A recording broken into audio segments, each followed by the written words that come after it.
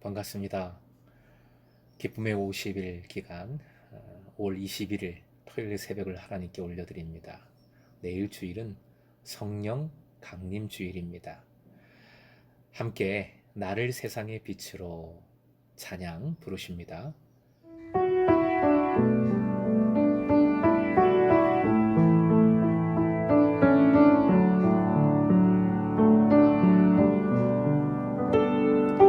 나를 세상의 빛으로 부르신 주님 비추소서.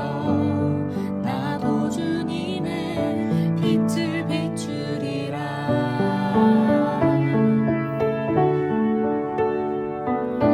나를 세상의 빛으로 부르신 주님 비추소서.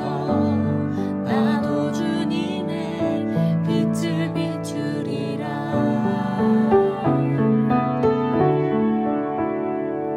어둠을 밝히는 빛, 온 세상을 비추는 빛, 산 위에 마을이 숨기지 못하네. 어둠을 밝히는 빛, 온 세상을 비추는 빛, 산 위에 마을이 숨기지 못하네.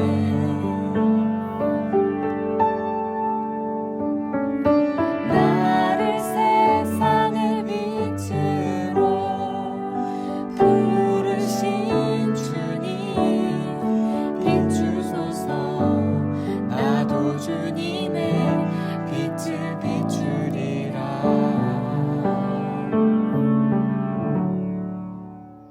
오늘 말씀은 창세기 10장 6절에서 12절까지의 말씀입니다. 함께 읽겠습니다. 함의 아들은 구스와 미스라임과 북과 가나안이요, 구스의 아들은 스바와 하윌라와 삽다와 라하마와 삽드가요, 라하마의 아들은 스바와 드단이며, 구스가 또 니무롯을 낳았으니 그는 세상의 첫 용사라. 그가 여호와 앞에서 용감한 사냥꾼이 되었으므로 속담에 이르기를 아문은 여호와 앞에 니무롯같이 용감한 사냥꾼이로다 하더라. 그의 나라는 시날 땅의 바벨과 에렉과 악각과 갈레에서 시작되었으며, 그가 그 땅에서 아수르로 나아가 니느웨와 르호보딜과 갈라와 및 니느웨와 갈라 사이에 레센을 건설하였으니 이는 큰 성읍이라. 오늘의 기도 제목, 믿음의 우승자, 믿음의 용사되어 은혜를 누리고 전하게 하소서. 믿음의 우승자, 믿음의 용사되어 은혜를 누리고 전하게 하소서. 본문은 함의 자손들에 관한 말씀입니다. 함은 노아의 실수를 드러내어 말함으로 저주를 받았지요. 그런 함의 자손들에 관한 내용인데 좀 이상합니다. 예상 밖이지요. 저주받은 자손들인데 내용도 내용이거니와 일단 분량이 본문을 넘어서서 20절까지 길게 이어집니다. 그만큼 중요하고 비중 있게 이 자손들을 성경은 다루고 있습니다. 어거스틴 이후로 본문을 특히 니무롯을 부정적으로 바라봅니다. 그 부정적인 해석은 이미 큐티집에 적어 놓았으므로 이 시간에는 좀 다른 각도로 말씀을 상고해 보고자 합니다.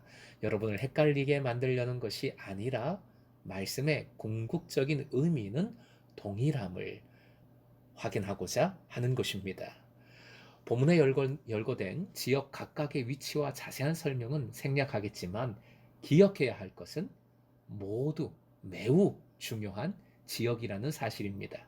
예를 들어 라마의 아들 스바는 지역적으로 솔로몬 시대부터 이스라엘과 무역을 한 나라이며 이 나라의 여왕은 솔로몬을 찾아오기도 했지요. 8절 구스의 아들 니므롯은 세상의 첫 용사라 했습니다. 스타입니다. 세번역은 세상에 처음 나타난 장사라고 옮겼습니다. 영적 행동들을 수행한 첫 번째 사람이란 뜻입니다. 또 9절은 리므롯이 여호와 앞에서 용감한 사냥꾼이라 했습니다. 특히 이 부분을 부정적으로 보지요.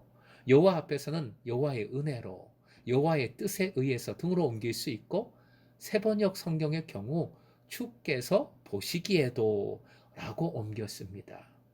긍정적으로 보고 있는 것이지요. 용감한 사냥꾼은 힘이 센 사냥꾼, 사냥의 영웅 등으로 바꿔 읽을 수 있습니다. 말씀드린 대로 당대의 영웅 스타였던 것이지요.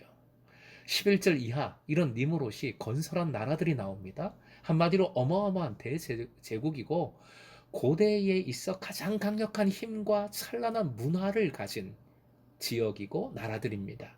후에 역사적으로 세계를 제패한 강국들입니다. 이스라엘도 결국 본문에 나오는 아수르, 바벨론 등에 의해서 멸망하게 되지요. 저주받은 자녀들이라고 저주의 삶을 산 것이라고 단순히 생각하면 오해입니다. 어제 말씀드렸습니다. 10장 족보의 초점은 한 가지, 약속의 실현이라고. 즉 생육하고 번성하라 라는 하나님 명령의 실현입니다.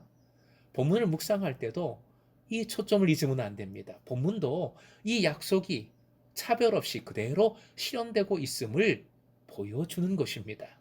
다만 이 초점 아래서 본문에 대하여 두 가지를 상고해 볼 수 있습니다. 첫째, 인류의 하나됨과 평등함입니다. 노아의 가족이 홍수 이후 처음 인간들이었으며 이들로부터 인류가 다시 시작되었지요. 70이라는 숫자는 완전함을 상징합니다. 10장은 후손들을 70명으로 거론함으로써 이 족보가 모든 인류를 포함하고 있다는 것을 상징적으로 보여줍니다. 이것은 인류가 하나의 가족 공동체를 이루고 있다는 것을 뜻합니다. 또한 이것은 각 민족이나 부족 혹은 나라가 가지고 있는 독특성, 즉 그들의 언어와 혈통, 거주 지역, 문화는 그들의 우열을 나타내는 것으로 여겨서는 절대 안 된다는 것을 뜻하지요. 백인, 흑인, 황인, 그리고 인간 공동체 안의 다양한 집단들은 절대 차별되지 말아야 하고 그들의 문화적 특성은 그대로 인정받아야 합니다. 인류에 대한 이러한 입장은 신약 성경에도 잘 나타납니다. 바울 사도는 아레오파고 법정에서 다음과 같이 말하지요. 사도행전 7장 25절 26절 화면 보시고 함께 읽겠습니다. 하나님은 모든 사람에게 생명과 호흡과 모든 것을 주시는 분이십니다. 그분은 인류의 모든 족속을 한 혈통으로 만드셔서 온 땅 위에 살게 하시며 그들이 사는 시대와 거주의 경계를 정하셨습니다. 모든 사람에게 생명을 주십니다. 모든 족속 한 혈통으로 만드셔서 온 땅 위에 살게 하십니다. 인류의 하나됨과 평등함을 하나님께서는 원하시고 계심을 알 수 있습니다. 두 번째로 하나님의 전적인 은혜입니다. 노아의 가족으로부터 인류가 출발했다는 것은 하나님의 전적인 은혜를 뜻합니다. 니므롯이 하나님 앞에서 영웅이라는 것을 부정적으로 보든 긍정적으로 보든 사실은 상관이 없어요. 중요한 것은 하나님의 은혜 아래에 있다는 사실입니다. 어떤 민족, 어떤 나라이든 니므롯처럼 잘 나가든 못 나가든 그 누구이든지 하나님 아니면 그 은혜 아니면 살 수 없음을 인정해야 하는 것이지요. 앞에서 인용한 사도행전 말씀 바로 그 다음 구절을 보면 바로 이것을 선포합니다. 사도행전 17장 27절이요. 역시 함께 읽습니다. 시작. 이렇게 하신 것은 사람으로 하여금 하나님을 찾게 하시려는 것입니다. 사람이 하나님을 더듬어 찾기만 하면 만날 수 있을 것입니다. 사실 하나님은 우리 각 사람에게서 멀리 떨어져 계시지 않습니다. 리므롯이 저주받은 후손이지만 엄청 잘 나갔습니다. 믿지 않아도 세상의 영웅 스타 잘 나가는 사람 지금도 얼마나 많습니까? 단순히 믿지 않으면 멸망, 저주 아니잖아요. 세상은 훨씬 더 복잡하지요. 이분법적으로, 이원론적으로만 볼 수 없습니다. 그런데 중요한 것, 근본적인 것은 분명하지요. 우리의 믿음, 우리의 고백입니다. 니무롯이 용감한 사냥꾼, 문자적 의미로 하면 시합의 우승자입니다. 우리는, 그리스도인은 오직 하나님을 믿는 믿음의 우승자, 그리고 그 믿음의 가장 용감한 사람이 될 때 주님의 은혜를 누리고 전하게 되는 줄로 믿습니다. 복된 삶을 살아가게 되는 줄로 믿습니다. 바로 이것만은 우리가 붙들어야지요.